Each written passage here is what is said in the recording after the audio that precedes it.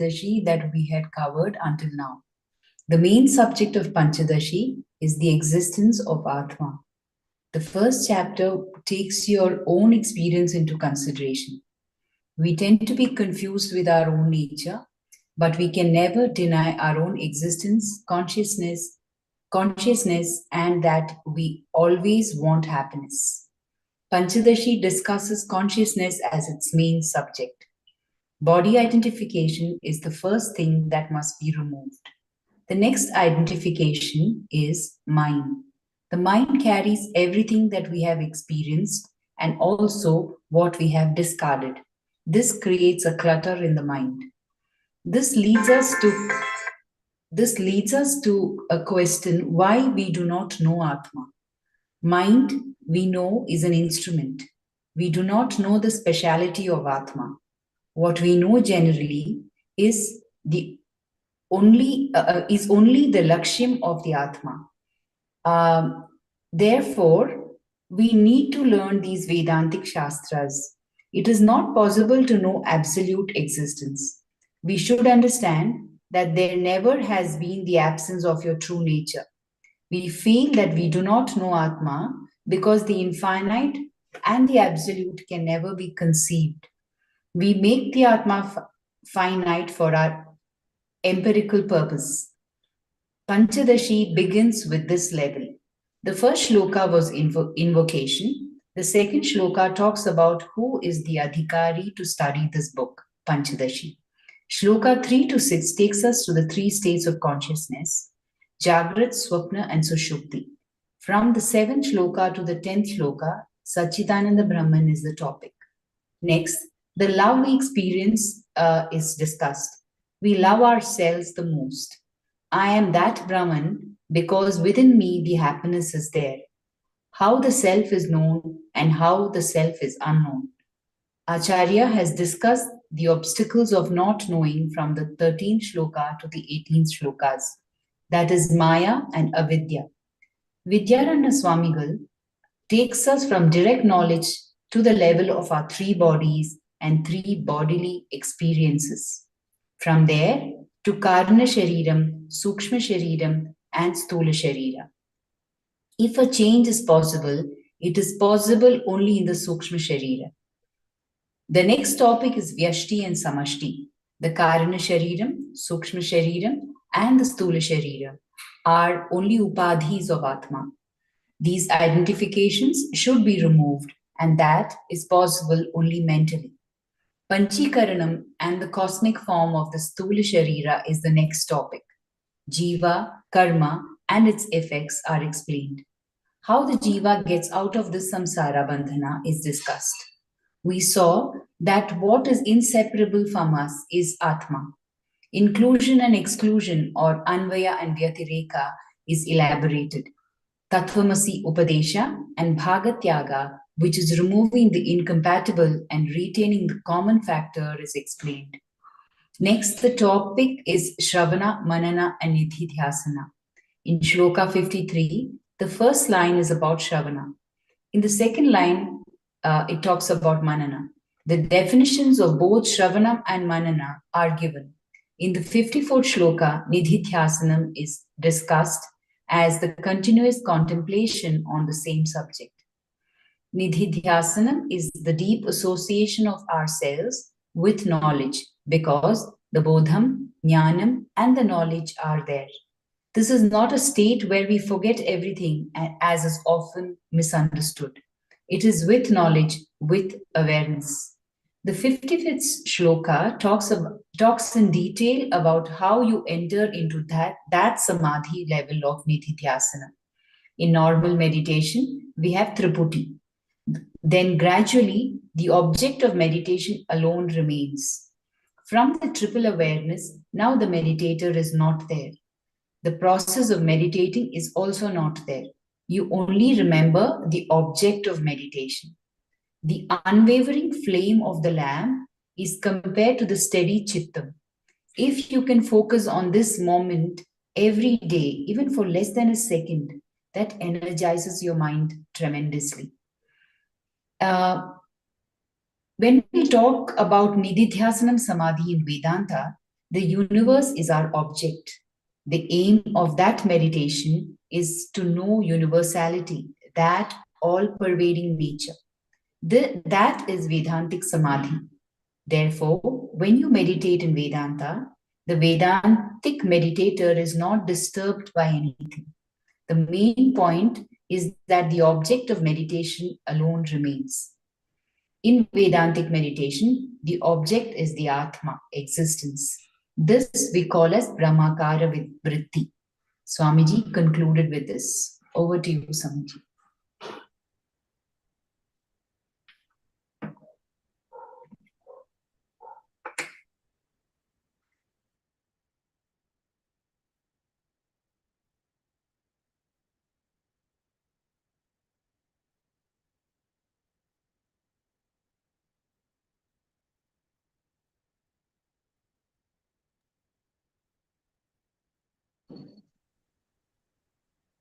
Shrutismritipurananamalaya karunalayam namami bhagavatpadam Shankaram lokashankaram Shankaram Shankaracharyam Keshavam Badarayanam Sutra Bhashya Krito Vante Bhagavanto Punah Punah Ishvaro Gururatmedi Murti Bheda Vibhagine Vyomavadvyapta Dehaya Dakshinamurtaye Namaha. Om Namah Shri Shankarananda Gurupadambujanmane Savilasa Mahamoha Graha Grasaika Karmane Shri Gurubhyo Namaha Harihi Om.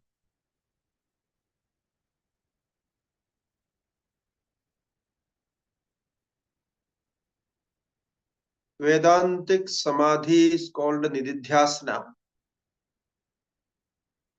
We were discussing about Nididhyasana. In Nididhyasana, we have said that the subject-object relation disappears. It means the triple awareness, what we have normally in our thought process. So that division disappears. Actually, this disappearing happens its own. There is no effort put for this. So that is the speciality of Samadhi. In normal meditation, we do some pressure and try to focus on some object. So we try to concentrate mind with many techniques and focus on a desirable object. But in the case of Samadhi, even this thought process as an effort disappears. It cannot stay back. If it stays back, then you won't experience Samadhi. Okay, so what I said in last class and now we have heard the summary of that. So there is, we don't say that is the state of thoughtlessness, or we don't say that there is no lack of there is no absence of awareness. In this Samadhi, the consciousness in super level. That is why it is called super consciousness state of mind. It means in this stage, without knowing an object as such, mind is still in awareness, full awareness. Try to understand the words and compounds I use, because this point is very particular regarding Samadhi. In one side, we say there are no objects, no thought process, no triple awareness, where we normally experience our objective consciousness. All those are not there, right? Now then, what is there? How this consciousness stays there? So consciousness in full awareness. That is the difference between deep sleep and Samadhi. In deep sleeps, though the consciousness is there, but we are not aware about even ourselves. The awareness never disappears, but the awareness about the existence of self, the experience of self, is not there in deep Samadhi in that particular time span, in that point of time. But it is there, it is always there. It seems to be disappeared, but it never disappears. It is said in Brihadaranyaka Upanishad beautifully. It says, Pashyan vai tanna pashyati, Jighran vai tanna jighrati, Rasayan vai tanna rasayate, Vijanan vai na vijanati. So the Upanishad is trying to say what is the difference between the full awareness and super consciousness level of Samadhi or Atma. Now here Atma itself is in Samadhi, so Atma is Samadhi now. And the difference of deep sleep. So it says, Pashyan vai tanna pashyati. In deep sleep, you are not getting any object to see, you are not seeing there. There is no seeing process.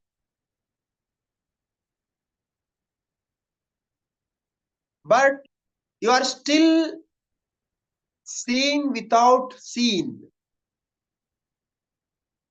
Pashyan vai tanna pashyati. Now you see the wordings of Upanishad, how beautifully the Sanskrit words can put in this such a to communicate such a thing. It says Pashyan vai tanna pashyati. While seeing, while knowing, he seems to be not knowing. It means the not knowing is not the actual experience. The actual experience is knowing, because the awareness doesn't disappear. But you don't have any objective cognition there. Therefore, you say, I don't know anything. I never saw anything there. But the seer never disappears. The characteristics of seer is there. The nature of Atma is still there. Therefore, it is called Pashyan vai tanna pashyati. Jighran vai tanna jighrati. Vijanan vai tanna vijanati. So this is called the superconscious level of Samadhi. But now we don't have that experience. Now, what does it mean we don't have the experience? Means our mind has no previous flash on this particular experience. Mind has no idea how it would be. Now we have to train mind to reach to this level, how it is going to get. So you have to give some clear idea about it. Then only it can grasp. It can receive the that thought. Otherwise, where there is no connection of previous experience, mind will never think about it. It cannot think about it. This is the inability of mind. So when mind say, I don't know, what does it mean? You ever thought about it? When you say, I don't know? No? It means, if the mind says, you see, I have not experienced it previously. You are saying something very foreign to me. It is totally, I have no idea about it. So I don't know. That is the communication mind does. It means mind is not saying it is impossible to know or I am unable to know. Mind says, I have not ever experienced it. I have no idea about it. So I am not conceiving your object now. So now how mind conceives something? Mind conceives what already mind has achieved it, received it. Or some part of the object or the subject what we are talking about, mind should have an idea about it. Then only some part of something should be already known to mind. Then mind conceives, mind try to conceive. Otherwise it says, no, I have no idea, I don't know it. Now, our subject is, when mind says, I don't know. When mind says, when you say, I don't know, but I say, you know. There is no don't know. Don't know in brackets. There is only knowing, knowledge. How it is, now you will understand how the Pashyan vai Tanna Pashyan. Because when you say, I don't know, mind says, I don't know. Mind knows that it doesn't know.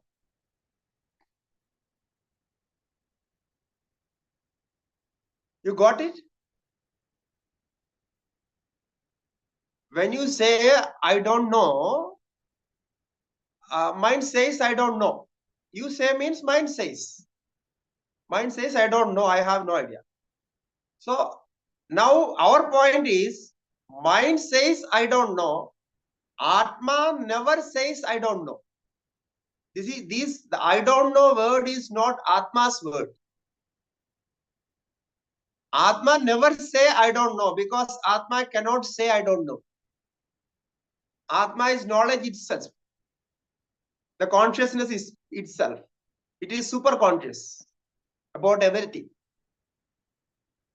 Now, mind does not know. That is true, because mind has no previous idea, and mind has not experienced even a bit of the idea you are conveying, the object you are conveying to mind. So it says, I cannot conceive, I have no idea about it. Right? But now how you know it? That mind knows, it doesn't know, it means that not knowing is known by somebody else. Or you can say not knowing is known by mind itself. We don't go up to Atma, let it be there in the mind itself. If somebody asks, you say you don't know. Okay. So in that case, we say my mind says I don't know. That is what the meaning, When I say I don't know, what does it mean? Because my mind, my intellect says I don't know. It doesn't know. The intellect doesn't know, and mind doesn't know. So I say I don't know. Right? Now, when you say this, you contemplate on this. It is very interesting. I have done it many times. You will just laugh on you when you contemplate on this idea. When children say, or anybody say, you don't know, I don't know, I don't know, you take it as an object of meditation. You will realize the Atma there itself. How you know?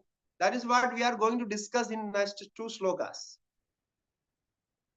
The mind, when mind says or intellect says, I don't know, if I ask the intellect, how you know you don't know? How you intellect know you don't know? Or how you mind know you don't know? Because now we are talking to mind in direct speech. Okay. So you ask the mind, how can you say you don't know? If you don't know, how can you say I don't know? It means you know that you don't know. So your knowledge is never missing. Knowledge never goes away. Only the particular object is missing. The particular object is not previously conceived, or previously there is no previous impression on that, on mind. We know objects with the previous impression on our mind. Therefore, if you want to go to Samadhi, it is very easy. It is very direct. If you want to Samadhi, you don't have to do so many things for a long time. Like people say, long time you have to practice. Oh, Samadhi is something very difficult thing. You can't reach there. Oh, all these things people speak, especially these yogis, because they have never experienced it. Therefore, it is far for them. But you have the experience of Samadhi. If you can, just for a moment, if you can stop the previous impressions appearance, the previous impressions, I think that thoughts. If you can stop it for some time, that then you will experience the Vedantic Samadhi. Therefore, I said Vedantic Samadhi is not forgetfulness. There is no other method than getting into mind's functional foundation, from where mind functions. So just get into there. Like I said, if you follow this, when mind says I don't know, then just ask the mind, how you know you don't know? You know it. So your knowledge is always there. The objectification of a particular thing is something different, and the knowledge is something different. Knowledge is reflected on an object. Then you say, I know. When knowledge is not reflected on an object, you say, I don't know. Okay, now I am talking about what? I'm talking about just this. I know, I don't know. What does it mean? So normally people think if they don't know, a person doesn't know an object, he thinks there is no knowledge knowledge of that. But here I am trying to say the knowledge is there, but object is missing. You see any difference in this? The difference is what we normally empirically understand is when I say I don't know, you also think that Swamiji don't know. I don't know means he doesn't know. Okay, that is right. But when I say I don't know, it means my knowledge is there, but the particular object is not there. If you can meditate on this point, this particular point, whenever you say you know that you accept I have this knowledge. So remove that object, because object is nothing for knowledge. Nothing to do, no connection with the knowledge. Knowledge is always there, in the presence or in the absence. Okay, so absence and presence, or knowing and unknowing, we are at present we compare with the knowledge of an object. Now, object is always different from us. Therefore, object is foreign for us. It is separated from us. The appearance of object or non-appearance of the object doesn't make any difference in the existence of knowledge. Right? Now, if you can catch hold on this point, that knowledge never disappears. Knowledge has no high and low. And knowledge has no bit and bytes. Knowledge has no the first and second level. Knowledge has no levels of understanding. So all these level of understanding, levels of the different level of understanding and stages of understanding, bits and bytes, all these are made because of different objects we bring into our mind. Actually, mind is not disturbed ever. You say mind is disturbed. Okay, normally we say mind is disturbed. Mind is never disturbed. Only the object enters into the mind is disturbing. One object enter into the mind which you don't like, then you say mind is disturbed. The object enters into the mind which is desirable for you, so you say my mind is cool and calm, you enjoy it. So leave away all these objects, formations, then you will see that your existence is so beautiful and so free. It has nothing to do with all these functions happening. So what has happened to the body, you take that impression into your mind and you take it, you repeat it for a long time, and then it goes to your subconscious mind. Actually, what has happened to your body is a bodily experience which is separated from you as a Annamaya Kosha. It is a function of Annamaya Kosha. Now, body, whenever body is there, bodily functions are there. They're bound to be some good things and bad things. But whenever it happens, it goes to the mind because mind is functioning with that.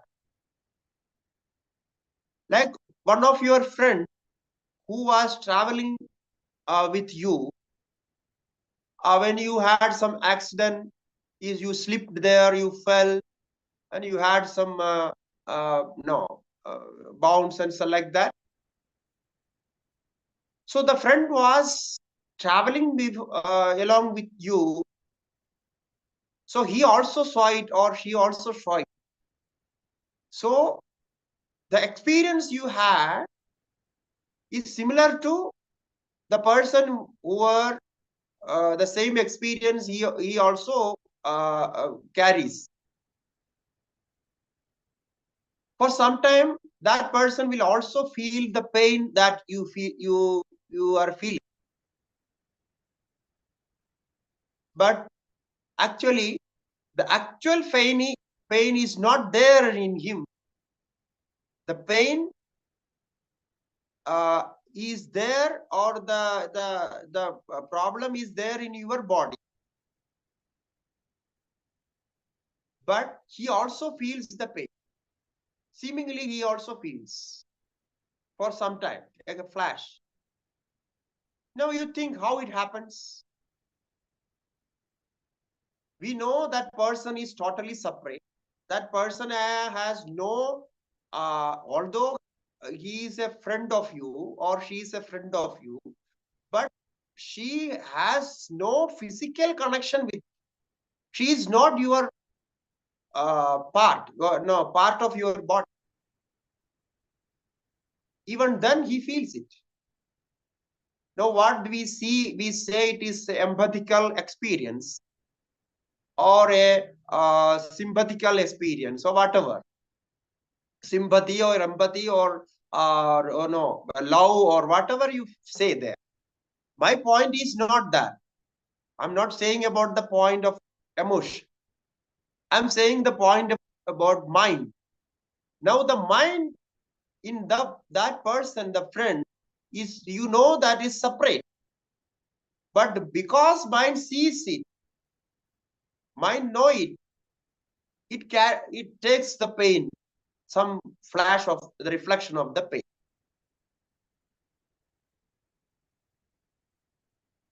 You got this similarly? Similarly, the mind is there in our body like a friend. When whatever happens or whenever something happens to the body, the mind sees it because mind is connected to that. Then mind feels that. It goes that of people experience. So then whenever it remembers, because whatever mind carries, mind will remember it time to time. When an occasion appears, in that occasion, mind will bring back, revive that memory, and the mind will take you to the same level of experience. Now you see, It is all about mind. Now that object has gone, the experience has gone, the problem is solved, but mind is still carrying it. So therefore, when mind says, I don't know, you don't believe it. Similarly, when mind says, I know, still you don't believe it. Because mind has nothing to do with directly to the knowing and unknowing. It is only thinking about the object appearing and disappearing. Appearance of the object and non-appearance of the object.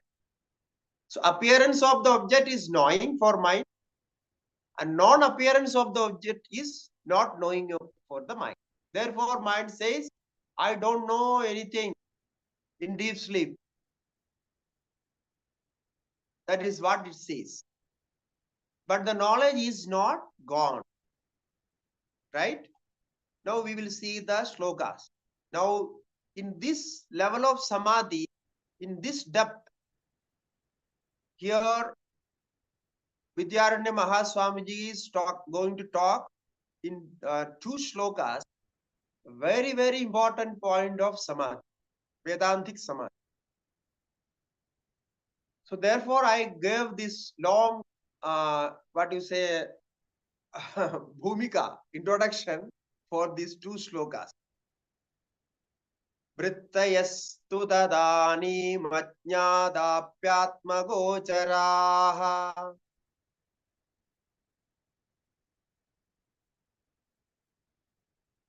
Smaranādanumīyante vyutthitasya samutthitāt.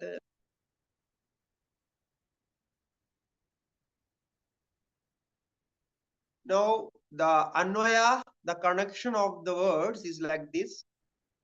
Atma gocharaha vrittayahastu tadanim ajñātāha api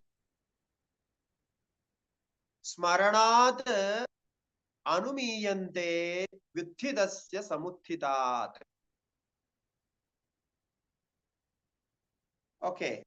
It says, though in samadhi there seems to be no objects or no subjective awareness. Atma gocharaha. Atma gochara means now the mind is focusing on Atma, or mind's focus on Atma makes the other objects disappear. So Atma gocharaha, the self-thought. So mind turned or focusing on Atma or concentrating on Atma. So that is the reason he says, why you are not knowing the object outside? Because mind is turned towards Atma. So Atma gochara. Vrittayastu tadanim ajñātāha. Therefore, the vrittayaha, the mental functions, vritti means the activities of mind, thought process, the thoughts. Tadanim ajñātāha. In that state, ajñātāha, it means not known. Na jñātāha ajñāta. Now the sentence can be like this. Because mind is concentrated or focused on Atma, the vritti is the thought process, the other objects are unknown in that state. That is what just now we discussed. Because the objective functions of the mind is not there. Mind is concentrated directed towards the self. Now self has no form. Self is only consciousness, pure consciousness. Therefore, mind says, I am not knowing anything. Because there is no chance to know an object. So now, then the question arises. Just now we asked, no? Then how can you say the objects are there? How can you say the cognition is still there? Why you want to say the vrittis, the functions of the mind is there? What is the reason? How you say it?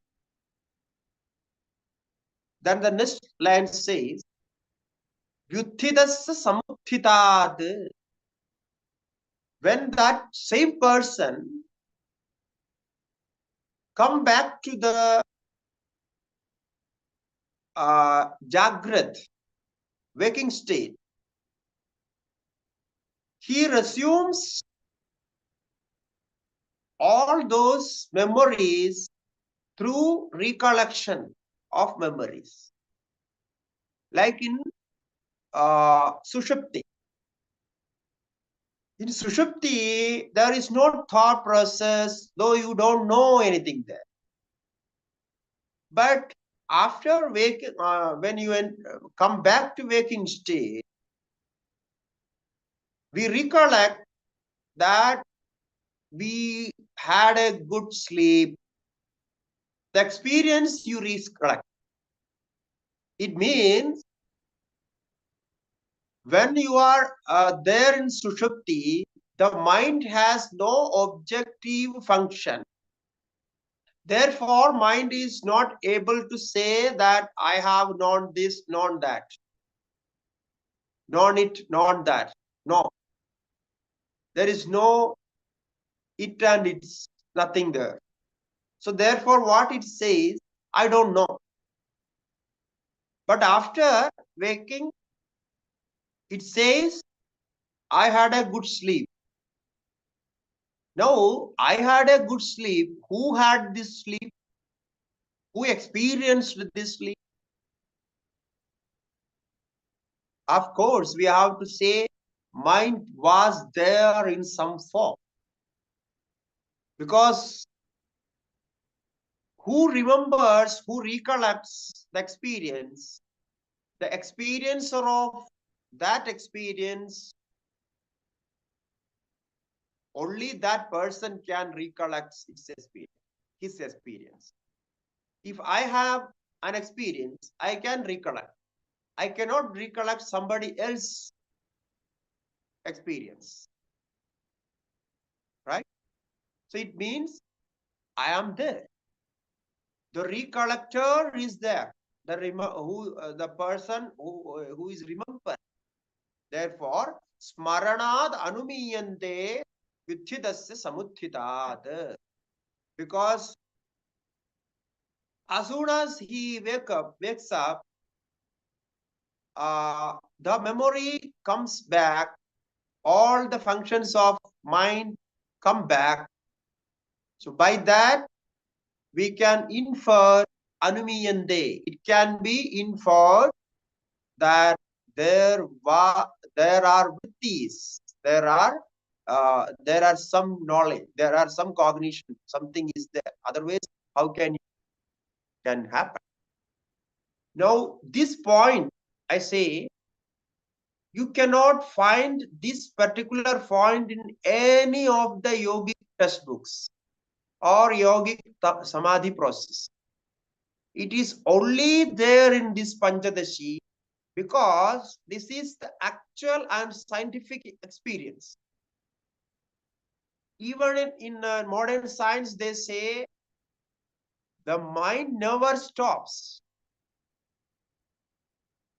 It seems to be stopped. In some level, it stops, but it still functions. So the vrittis are there, but it is not experienced The reason is Atma Gocharaha. Only an experiencer can say this, say in this clarity. It is not because of scriptures or not because of anything else. Because he experienced it. He researched, he had so much research on this. So it is said like this. Therefore, even if you see the translation of this sloka and the next sloka, you will find many uh, problems in that. Because if the translator is not very clear about the idea conveyed here, he cannot catch from the words you see here, because the idea should be previously conceived. Then only the words can be translated. No? Therefore, I try to make an introduction for this, the background. So this is the idea conveyed in sloka number 56. Now we are continuing with the 57. Vrittinam anuvrittistu prayatnat prathamadapi.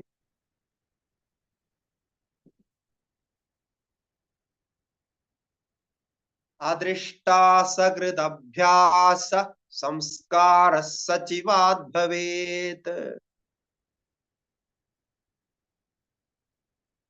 Now, another question is answered. Now, what Vidyaranya Swamigal said is, though the vrittis are there, but mind is not knowing those vrittis. The reason is mind is focused or connected with Atma in that particular point of Samadhi. And for that, he has given a logic, an inference. The inference is, you remember after you come out of Samadhi, or in the case of Sushupti, when you wake up. So that is the inference. Now the question comes, now who will lead to this Samadhi? If there is no thought process, there is no mind with a particular thought, how can one enter into Samadhi? You understand my question? Yeah. People, who study all this, they ask this question. Now we say you stop thinking. You know, when somebody say you stop thinking, what do you think?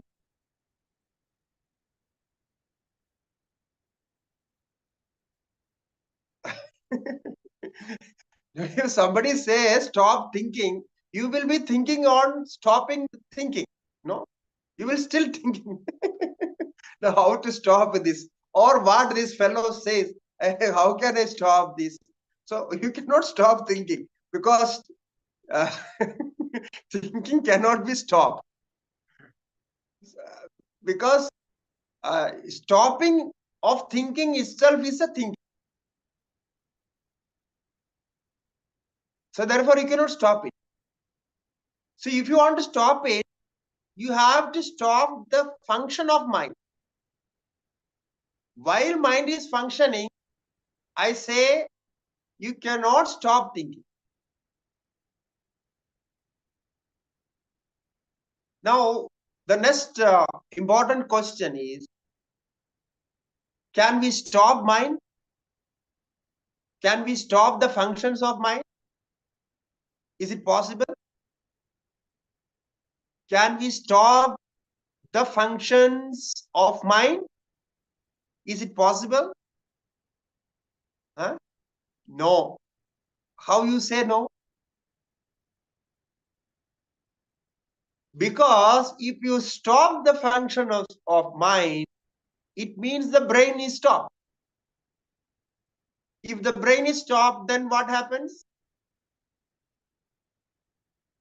Yeah, you die. Yeah. So it is very clear, very direct. There is no confusion. So now people say you stop the mind, you meditate, you concentrate, you stop the mind, remove the vrittis, remove the functions, baba baba and all say so many things. But what is actually happening there? And you are trying to, your whole life, you are trying to stop your mind. Pure follow, he cannot stop, and then he gave up stopping process itself. Because the stopping process itself is a long process and very strong process. So it itself is a function of mind. So no, like no, you are, if you are trying to sleep, you are keep on trying to sleep. Can you sleep? No. When you stop, can you stop it? No. So now, now how you enter into sleep? You cannot try to sleep. You cannot try that the process of sleeping. You cannot stop thinking about the sleep in that some time. Then what happens? Sleep appears. You don't know when it appears.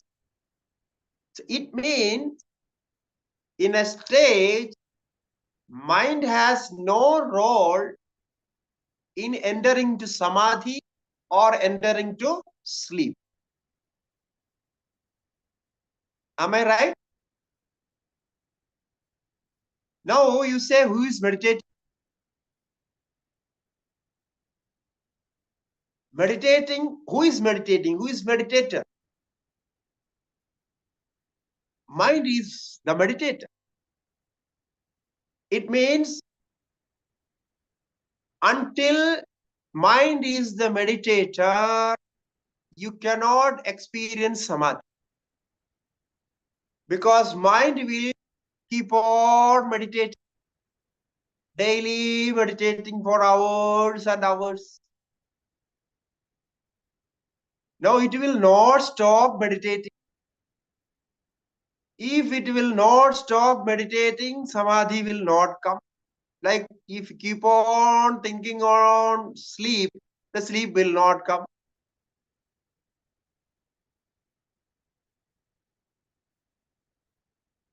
Now, there should be a point where the meditator and meditation disappears itself. Okay, you got this point where I'm trying to talk about the stoppage of meditation in account with samadhi. The stoppage of thoughts in relation with the deep sleep. Okay. Now, where this stoppage happens and how this stoppage happens and who will stop the mind?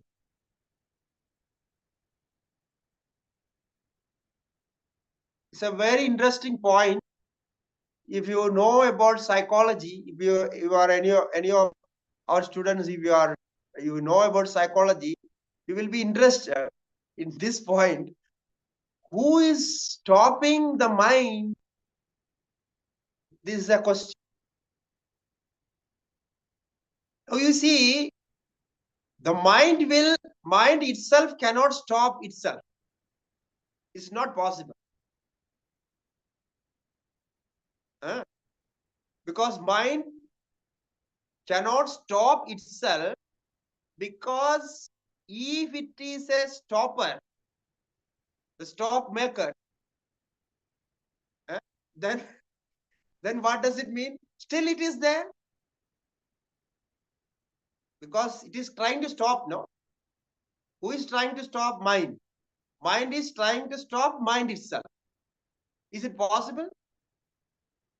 It is not possible and it is illogical. There is no logic on that. So no psychologist can say that. Mind will stop itself. Mind is cannot stop. Somebody else will stop something. It needs a force to stop. Now mind is working like the second theory of Newton's second law. So similar to that, if it is stopping, it needs some support from us. Without that, it cannot stop. Or the other person can stop it. So when you are meditating, that meditation process will not allow the mind to enter into samadhi, means to stop the meditation. That is for sure. Therefore, if you are meditating for 20 years, 24 years, 30 years, 40 years, 50 years, nothing will happen. You will be a meditator still. You will not get samadhi, I guarantee you. That is what is happening. People are meditating. People say when we meet, people say, I am meditating for so long. Swamiji, please you say now how long it will take when I enter into samadhi. So how long I have to practice? I cannot say the truth, but I will say, no, okay, it will happen sometime. No, after some time you will understand all those who I say. But truly speaking, if he is still meditating, he will not have samadhi. That is for sure. Because he will stay back on this meditating process. Now, in that meditating process, and now the other thing is, without meditation, samadhi will not happen. So you need meditation for samadhi, and if you keep on meditating, the samadhi will not come. So it means in between there is a process happens from higher level. It means some outside force or something else where you have no control. You got it? Like in deep sleep, no? You want to enter into deep sleep, but you are trying to enter into deep sleep. You are not able to enter. So in that point of time, your inability or that your mind's inability to take you into sleep or anything what we say there is an outside force working on that particular time. Then the mind disappears itself and the sleep happens, and you don't know what happens. You have no awareness that when you enter into sleep, right? So this is the wonder point where you have all the wonders and the existence of everything. Your real personality, your real existence is there. It is happening there. Now you see how Pancadashi says on that. So he says, Vrittinam anuvrittistu prayatnad prathamadavi adrishta akrita abhyasa samskara sachivad bhave. Okay. So the connection of the words, I just say, if somebody is interested, they can connect the words like this. Vrittinam anuvrittistu prathamadavi prayatnad adrishta asakrita abhyasa samskara sachivad bhave. The second part of the shloka, the second line is the answer of that. Now, you must have heard about auto-suggestion. Now, there is a word used in psychology, auto-suggestion. We normally say that auto-suggestion or to the mind. No? What is this auto-suggestion is, you give some suggestion, you prepare something to train the mind, or you suggest something to the mind to do it later when you have less control over the mind. What I said, the second point is important. Why you gives auto-suggestion is because in some point of time, in some some activity, in some places, you are losing your control over the mind. You know, you are unaware about the mind, you are losing the awareness of the mind, you are losing the control over the mind. Right? If you want to control, or you want, I'm not using the word control there. If you want to train the mind to work in a particular way, particular manner, in that point where you have no control.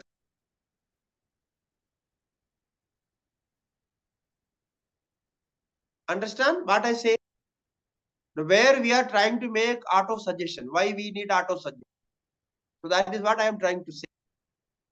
Okay. Normally, when you have control over the mind, you don't need auto-suggestion. But in some point, some places, in some activity, you have less control over the mind with many reasons, with shy, with ego, or with sometimes greedy, or anything. Sometimes some emotions, particular emotions, and situations. So it can be many reasons, but you have no control in that time. Like fear, in that level of fear. So there you want to make sure that mind should work in a such and such a manner. Otherwise, I will be losing. I will lose my something. I will lose my job. I will lose my love or whatever. If his mind is not working like that, then for that you give a suggestion. It's a pre-suggestion. So you train the mind. You give the suggestion to work in that point of time in a particular way. So this is called auto-suggestion. And this auto-suggestion works with a continuous repetition. If you repeat many a time, then it goes into the deep level of mind, subconscious mind, then it works. In this point, we take the mind as a subconscious mind, although this word is used in psychology and other scriptures, but we say here the how the subconscious mind works. Now this auto suggestion goes to subconscious mind and it stays there. When the time comes, it works. Like if you have a mobile and you set mobile for a alarm in a particular time, you are setting alarm timing in that mobile, and mobile is switched off, but the alarm works. In that time the alarm rings. Okay, so it comes. Similarly, when you are switched off, it means you switched off your mind, or you have no control over your mind. In that time you want to give some alarm to the mind. So you are giving this auto suggestion that in that particular point of time you work like this. This is going to be like this. So this should be like this.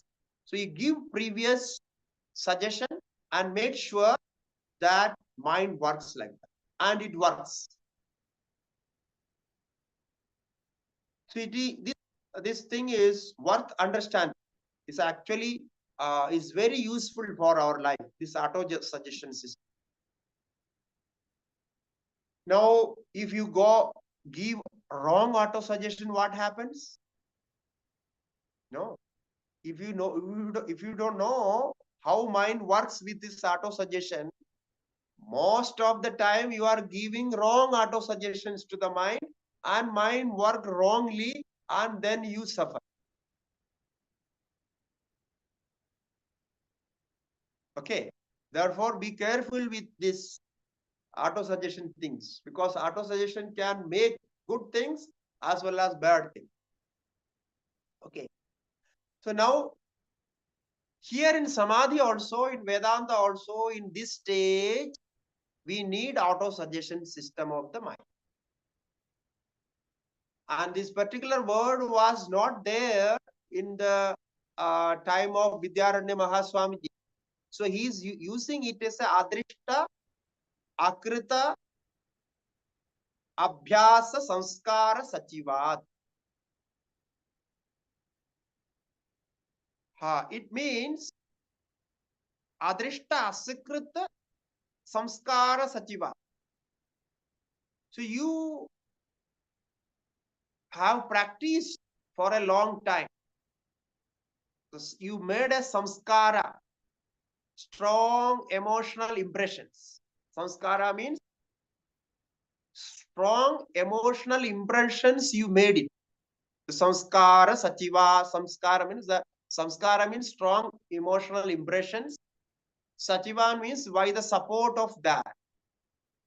Okay. And abhyasa, you practiced it for a long time. There is a continuous period practice. The continuous period practice of this particular impressions, emotional impressions or knowledge impressions or any impressions, any strong impressions, that is called abhyasa samskara. Sachiva means with the support of that. Asakrit abhyasa, you have did it for a long time, repeatedly, not once, many times. So this is the one reason we can say it works there. And he is putting another reason also, adrishta. Adrishta means this emotional impressions, what you made, can be from previous karmas as well. Adrishta, unseen. It cannot be seen. That is why I said, how mind works there, we have no control, but it works there. When you have strong emotional feelings, you know that you are losing your control of the mind. Okay. So how it happens? Because you and your mind is an instrument. And why you are losing control over the mind? So then when you lose control over your mind, you have fear. Like when you are driving a car, if you lose control, then what happens? So you will, anything can happen. So then you will have some fear, anxiety. What will happen? What will happen? Because I am losing my control. But in this case, this good effort you already made for a long time, that effort makes strong impressions in the mind, and those impressions work as auto suggestion. Then in that situation, this auto suggested mind leads you to Samadhi. So therefore, in that level, there is no need for a particular thought process. This all process is done by subconscious mind, which is carrying the auto suggestion.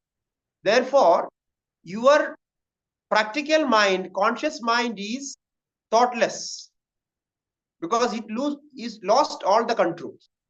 Now it lost all the thoughts. There is no conscious thought,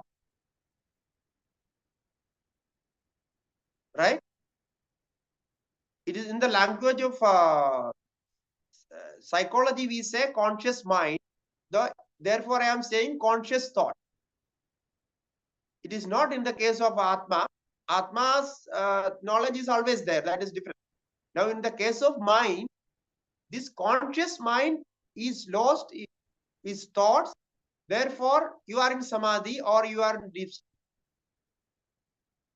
Or you can, even in dream sleep also is like that. It is the conscious level of thought process is not there. But the subconscious mind works. How subconscious mind works? With this. Adrishta, asakrita, abhyasa, samskara, sachiva.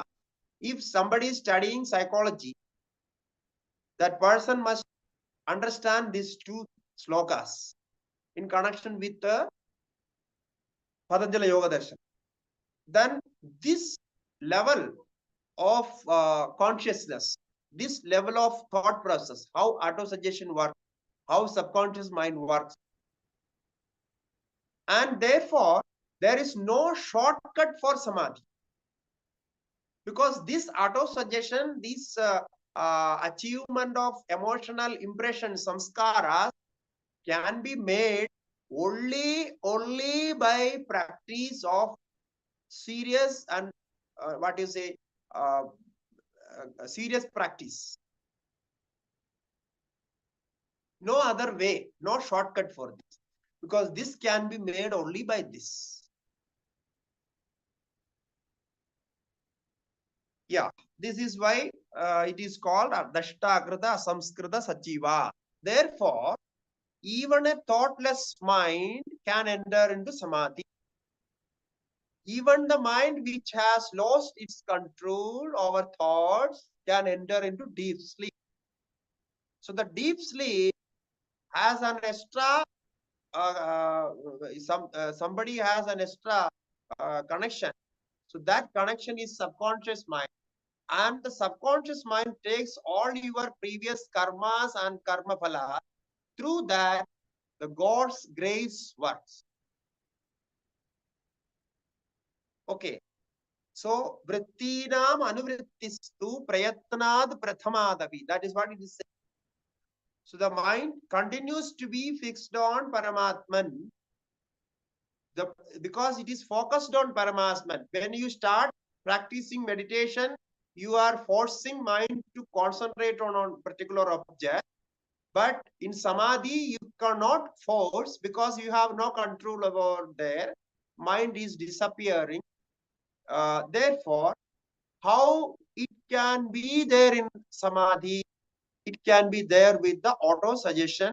For that, we say strong emotional impressions and practices, what you have already done for a long time.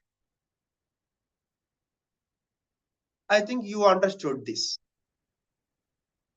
Now, in our tradition, what are the means, what are the support we need for this?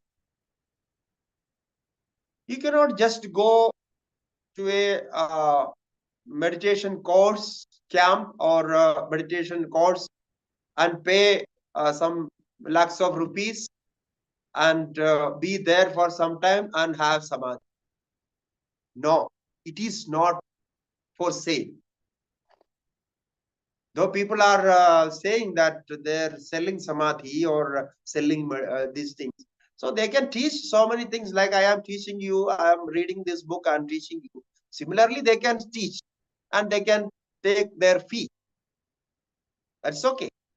But by that, you are not guaranteed to enter into Samadhi.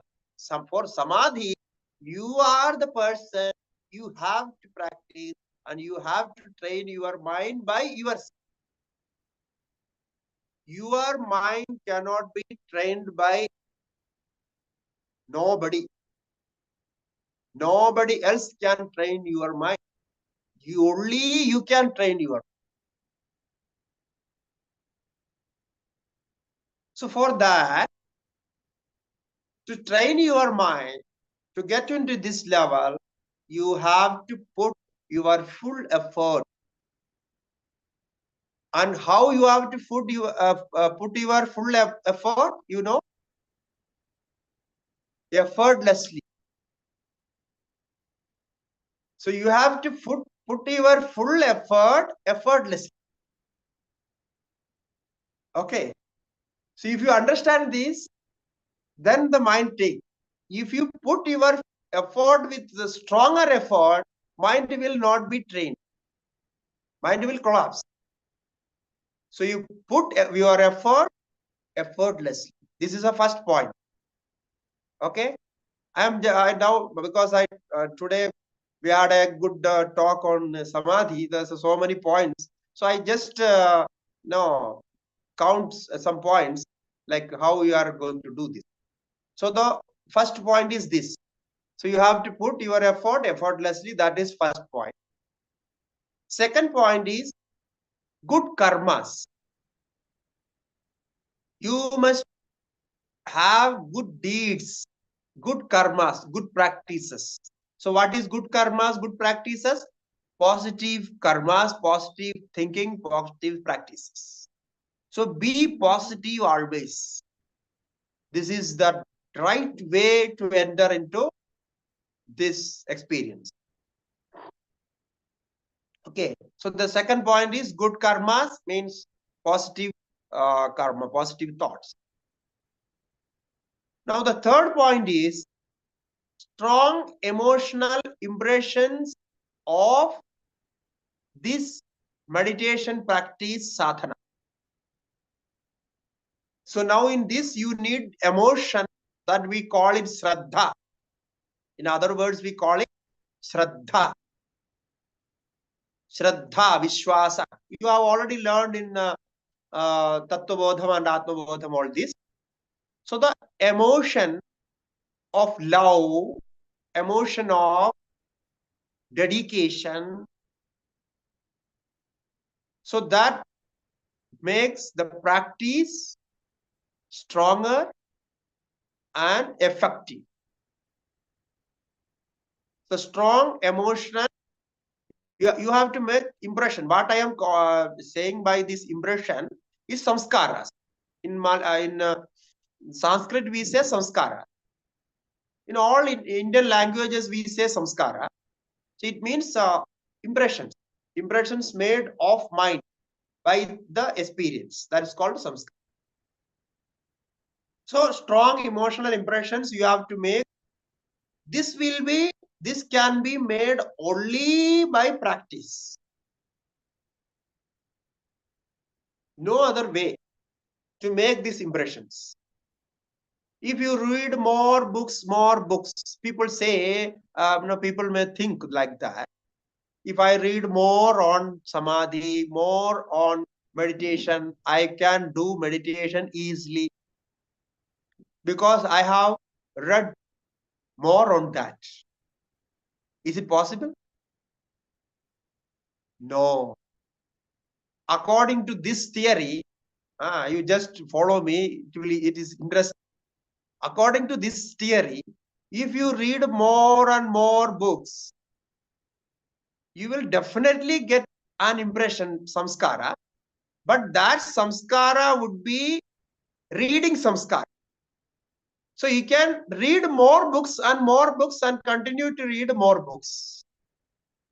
But that will never lead to meditation, because for meditation, you have to practice meditation.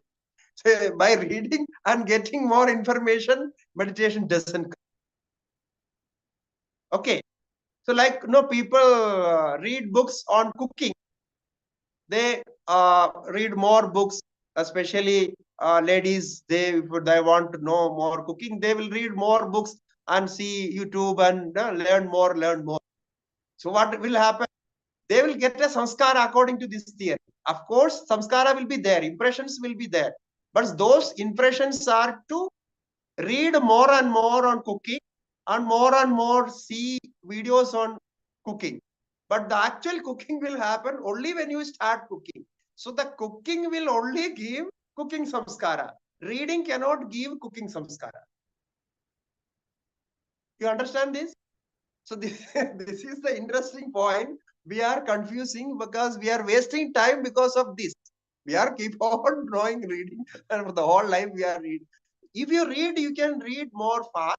You can get information from many books. You will collect all the information. You can remember also. You can recollect also. Everything will be there. You will be a perfect reader of book and knower of the subject. You can talk on meditation for hours. I have seen many people, they teach meditation courses. They never did meditation even for a 3 hours continuous. They have no idea. But they keep on, read book, read many master's book, and then they develop technique and teach people and get money for that, get fee for that. So I think you got the point what I am trying to say. This is the third point. Only by practicing meditation, practicing samadhi, you can have samadhi. Our time is over, but I am leisurely taking little more time because we have to complete this point. Otherwise, the next class we will miss this connection. Okay, so I will complete this with this. You are okay, no, with the time? No problem. I may take 10 minutes more to stop it. Okay, no? Okay, thank you. So, this third point is strong emotional impressions you have to make. That is by only practice. Therefore, you start practicing today itself. Whatever you know, little you try to practice and continue the practice and make the practice impressions. So, this is the third point. Fourth point is God's grace. The all-pervading consciousness, God, the creator of this world, who is helping you to enter into sleep, who is helping you enter into samadhi, who will help you to know yourself. Because mind cannot do that, because mind cannot stop itself. Why mind cannot do that? Because mind cannot stop itself. There should be an outside force to stop. So by the auto-suggestion and previous impressions and practices, mind will lead you to up to that point where you stop, and then the God's grace will give you the experience. So there only in that point God will grace you. If you sit quietly and ask God to grace, no. You have to practice and you have to go to that point, that particular point. When you touch that point, God's grace will come and you will have the samadhi. You will have the experience of sleep.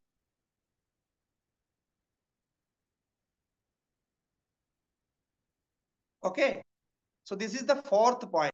And for this, what you have to do? You have to do bhakti, devotion. You have to pray to God. Ishvara Pranidhana in Yoga Sutra it says. So the Ishvara Pranidhana must be there for this. Here where the Bhakti Yoga works. Therefore, by pure Bhakti Yoga, also one can enter into this Samadhi.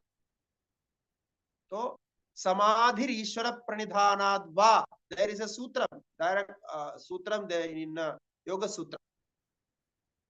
It says Samadhi Ishvara Pranidhanadva.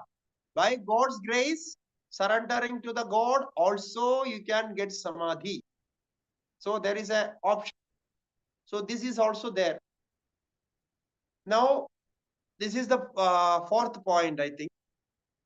Then the fifth point is Guru's blessings. Now, the Guru will guide you and for this auto suggestion process. If you want to make right auto suggestion with the right ideas, because to make auto suggestion, you must have right idea. If you, as I said, if you give wrong auto suggestion, mind will work accordingly.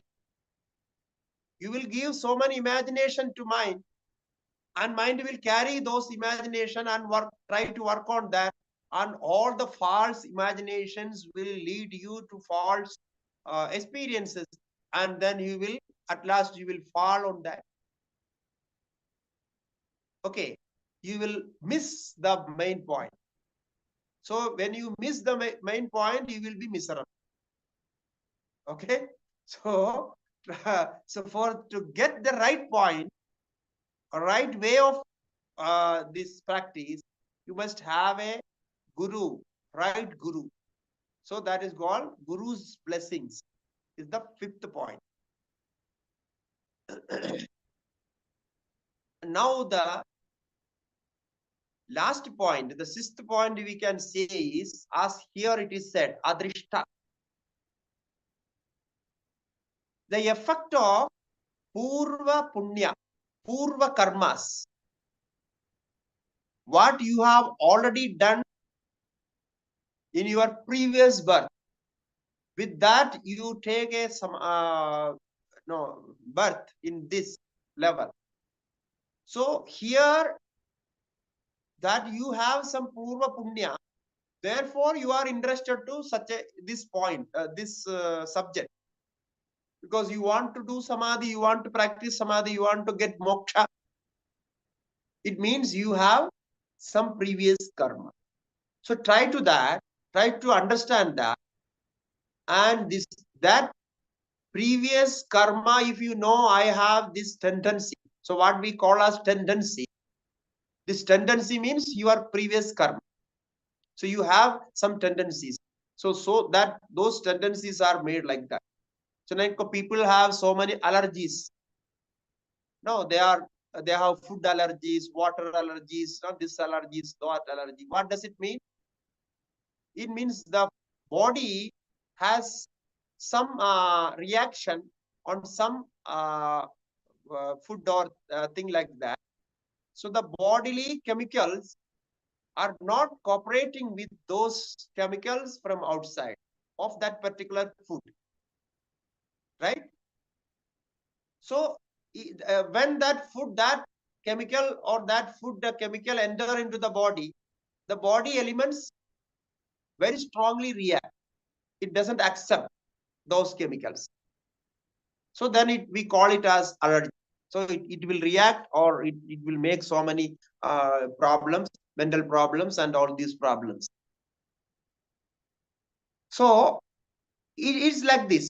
If you have no previous tendency towards an object, you will be not attracted to that object.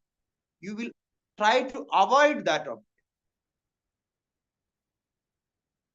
You will run away from that object. Your mind will run away from the object. When you hear about that, you see that, you will just react from your mind. It means it is not there. If you are interested, you are spending time on that, your mind is somewhat appealing towards that object, it is getting some information, and when it gets some information, it is happy, it is trying to get more and more. It means you have a previous karma on that particular subject. If you don't have this, please don't try to go after that thing which is strongly objected by mind. So when you have this, in some point, then you can improve it. It may be a good thing, maybe a bad thing. Okay. So this is how we can say. So there are 6 points like this. So now with this, we have to practice samadhi honestly. as I said, free your mind, try to give auto suggestions, try to get more information correctly, and practice. So this is one important point we have discussed in the first chapter. Actually, the first chapter is the, as I said no in the beginning, the introduction, this first chapter of Pancadashi is the summary of, or you can say now the all other chapters going to discuss on this subject only, the same subject what we have discussed. So we will have so many chapters on this same subject. Okay. So now we stop here. The next sloka is an example for this from borrowed from Bhagavad Gita that we will see in next class.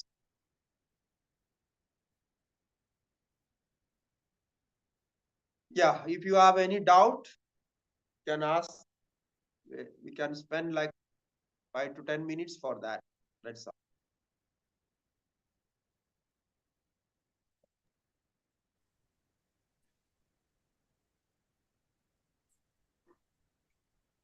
So Swamiji, Arun, can I go first, Arun, before you do? Yeah. So Swamiji is, so these Mahavakyas can also be a very good, this thing, auto-suggestion for our subconscious, right? Correct, correct. All the Mahavakyas, Upanishad Vakyas, even Bhagavad Gita, no? It can go. Okay.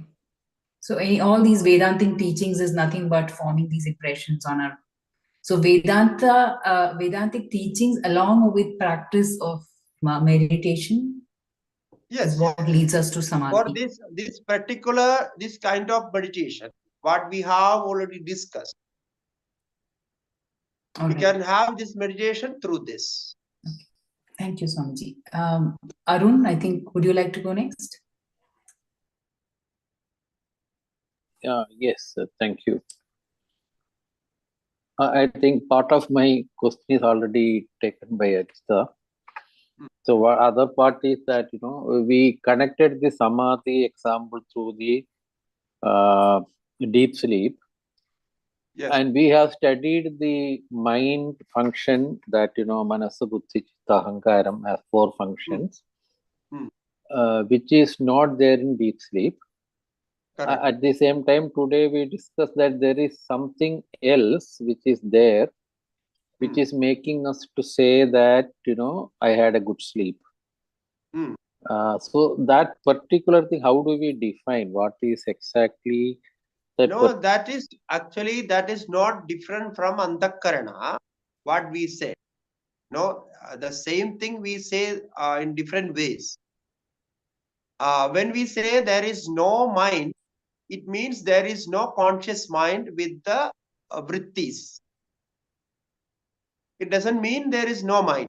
That is what it says, no? Vrittayastu tadanim ajñātāpi atma gojaraha smaranād anumiyante. The 56th sloka says the same. It means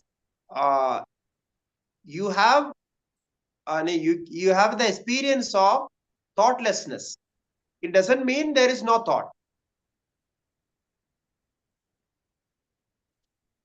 The chittam is there. Chittam is there. Chittam is still there. Chittam is working there. Psychological point of view, we can say subconscious mind. Subconscious mind or the unconscious mind is working there. It is still there. So that brings back. So Manas and Buddhi and Ahankaram, 3 functions are not there. Chittam is still working. Yeah, you can say that.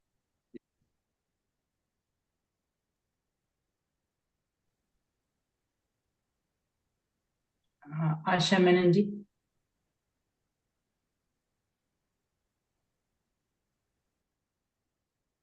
Please unmute and ask.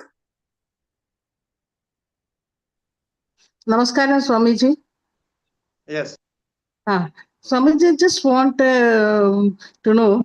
I heard so many times throughout my life about brainwashing somebody to do certain things. Is it possible if somebody has a very strong mind, or is it a case of weak mind which gets somebody can make them do things which they want? if I say that, from the childhood we are brainwashed.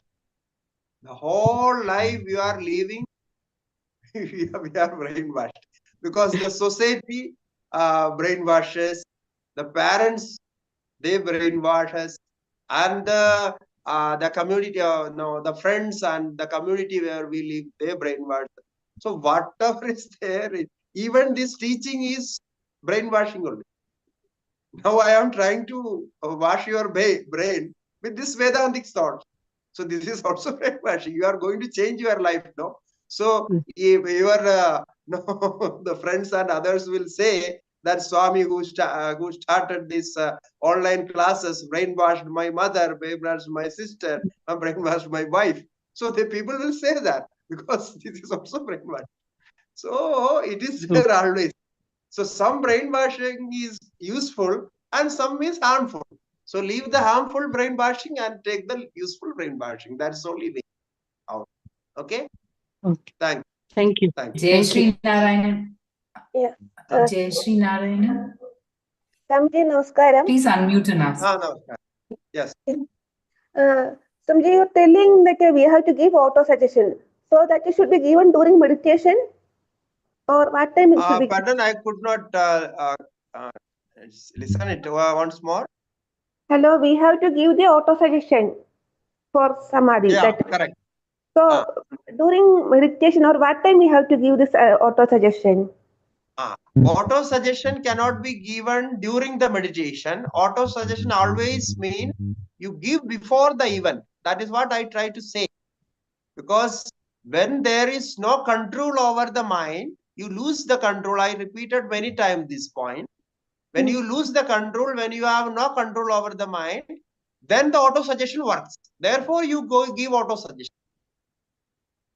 For that, we have to give the auto-suggestion before, when we are aware. Yeah, before that, while you are practicing meditation, while you are practicing concentration, while you are practicing yoga practices or japa practices, when you are sitting like freely you are sitting, you can give auto-suggestion anytime, but good time for auto-suggestion is in the morning. Okay. When you wake up from the deep sleep and sit for meditation quietly, give auto-suggestion. So those auto-suggestion given in early morning, that is also before sunrise. It has some special effect. Okay. So before sunrise, whatever auto-suggestion he gives, that auto-suggestion works for all life. Okay. So the whole day it works, and all month it works, and all year it works. It can work for all life. That is the speciality of that particular time. We say Saraswati Muhurta. In our tradition, we say one has to wake up before sunrise. The reason is, before sunrise, whatever you give the thoughts to the mind, it stays there. Because you have more loose connection with the subconscious mind in that particular time. No, we say Saraswati Muhurtam or Saraswati Yamam, 3 hours before sunrise. That is called Saraswati Yamam. So Saraswati Muhurtam is 45 minutes before sunrise. So this is very important, that time. So you can use for a good process. If you have any problem or anything, you just don't think about that. Give an auto suggestion that it will work, it will be solved. I have give suggestion to many people who are suffering from many problems like mental problems and other problems to do this, and it worked. It worked very well. Because just no, if you have a problem, you will just think getting the morning and freely sit for some time undisturbed and just think that problem will be solved. So it will find some solution. So automatically in some span of time, the solution will come and you will see that the solution is happening. Okay. Okay, this is very nice. Yeah. And what is the auto suggestion we give? Because for giving auto suggestion, we should be knowing that what should be that idea. See, Yeah, that is what I said. You need a guru's blessings and all those. What we are studying is also that only. That my existence is bliss and consciousness and happiness and all this, and I have to have this samadhi experience in this way. So know about samadhi experience, understand about it, and make an imagination of that, an impression of that, and that impression can be made auto suggestion. Okay. So by knowing Like through just now, this no first question, Ajita or Anjali, I don't know the name. Ajita, yeah, the first question was asked with the same thing. Tattvamasi, Aham Brahmasmi, or Brahme Vedagam Sarvam, Atme Vedagam Sarvam. Atma is everywhere. I am everywhere. So my mind is working like this. You can take Annamaya Kosha, Panchakosha Prakriya. You can take Sakshi Prakriya. You can take cause and effect method, what we learned in Tattva Bodha, Atma Bodha. All this can be used. okay. And this subconscious. But one thing I want to say here: don't give so many auto suggestion at a time. If you want so many things at a time, you don't give like that. One auto suggestion at a time. The most important, what you want to do. No, you are like your servant. There may be a good servant for you. If you give 10, 15 works at a time and order all this should be done, no servant can serve you because he will be collapsed. Like that, your mind is a servant. So give a most important and auto suggestion at a time and repeat that. Continue with that. You don't give like I need this, I have to do that. So many auto suggestion. No, it doesn't work. It is not auto suggestion. Auto suggestion means one at a time. When that is completed, that is established, then you can give another if it's possible, if you need it. Okay.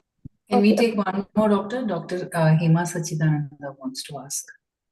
Can we take one more question? Hariom Swamiji. Yeah. Now we divide the conscious mind into the conscious mind and subconscious mind. The same Chidabhasa is there in both of them. Once we weaken the conscious mind thoughts and all, then the subconscious mind takes over and more prominence is given. Then you can slowly glide into this auto-suggestion mode of thinking. Correct. Correct. You are correct. Just thought about it. Yeah. That is correct. That is how it works. Thank you, Swamiji. Okay. Yeah. Thank you. Now already we have crossed. Swamiji, there are two questions on the chat box. Okay. Read it out. Yeah. Ajita, you can read it. Unmute, please. Ajita, you are on mute. Unmute, Ajita.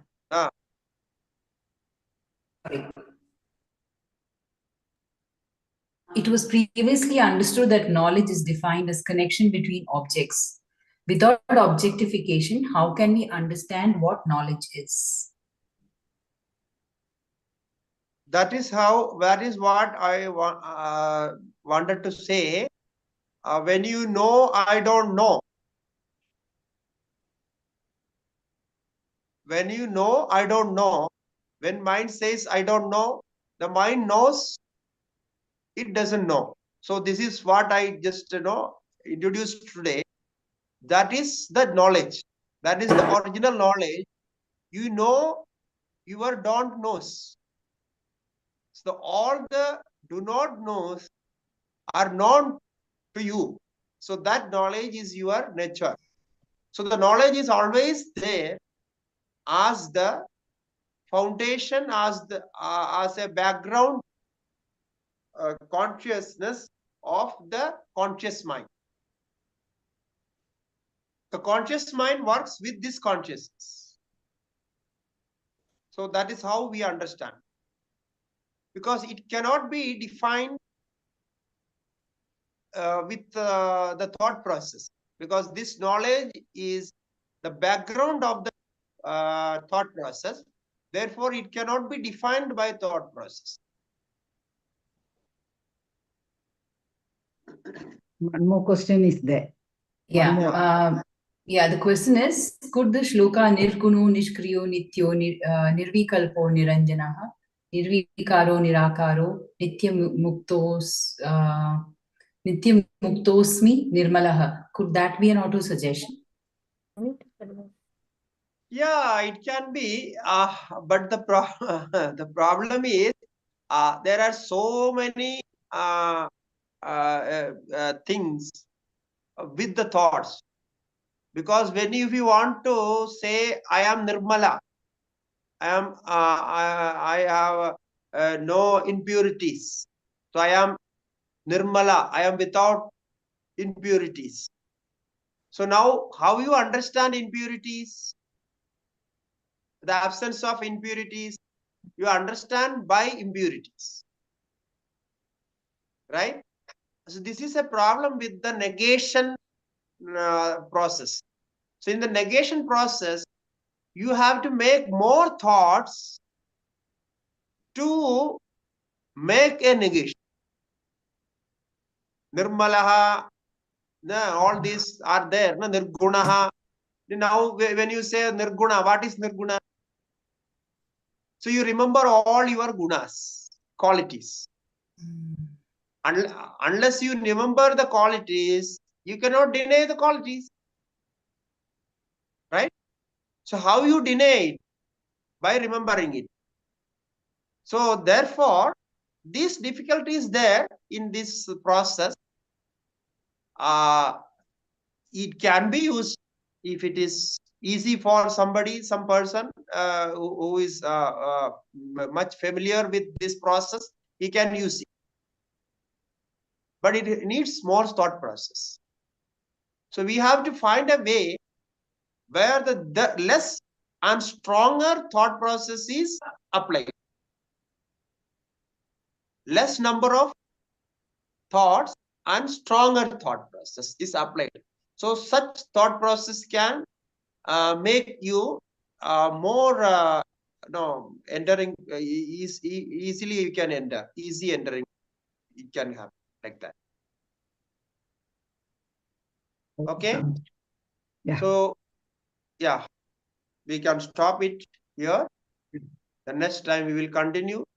And meanwhile, you can practice this meditation with these two slokas and try to understand and make auto suggestions and how you can remove anxiety and all those little problems with the mind with this. You practice that and let me know in next class. I will ask you what you have experienced in this week time and let me know that. You can also send through the group if you think that is useful for others. Otherwise, you keep it personal and personally convey to our admins and they will keep it. Okay. So because when you send to group, sometimes if it is not useful or it can make confusions to others. So let it be personal in this sense. So you practice it and let me know your experiences, because we will complete this first chapter maybe in next class. Maybe we will take one more class. We have 8 shlokas. Yeah. Om Purnamadha Purnamidam Purnat Purnamudachyate Purnasya Purnamadaya Purnameva Vasishyate. Om Shanti Shanti Shanti. Shri Gurubhyo Namaha. Harihi Om. Narayana. धन्यवाद स्वामीजी.